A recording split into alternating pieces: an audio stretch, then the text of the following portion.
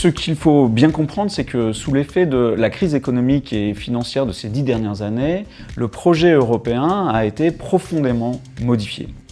Au nom de la stabilisation de la zone euro, un gouvernement informel a progressivement émergé, un gouvernement relativement centralisé dans des secteurs de politique publique inédits au cœur des pactes sociaux et politiques des États membres. Les budgets nationaux, tout ce qui concerne le welfare et le social,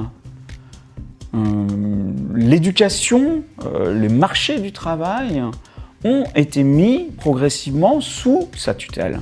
Ce gouvernement apparaît donc de plus en plus comme un gouvernement européen des politiques nationales, brouillant la ligne de partage entre le national et l'européen.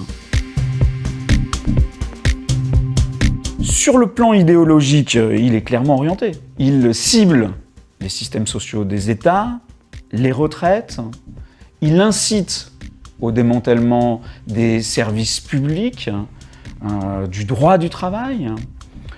Et finalement, c'est la cohésion sociale au sein des États qui l'affaiblit directement. Tout ça au nom de la compétitivité et de la soutenabilité des dettes souveraines.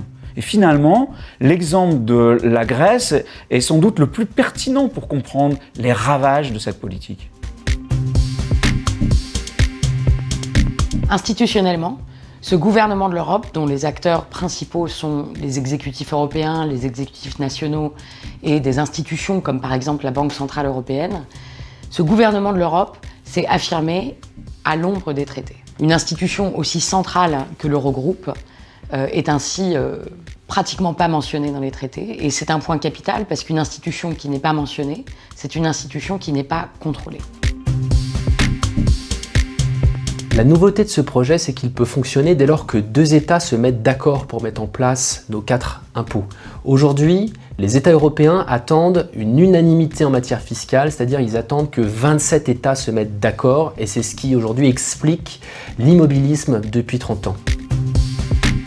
Ce projet peut fonctionner, peut permettre un modèle de développement qui soit à la fois plus social, plus économique, plus efficace, plus environnemental, plus durable, et que tous les pays pourraient rejoindre par la suite, mais que personne ne doit pouvoir bloquer actuellement, sinon c'est toute l'Europe qui finira par se défaire.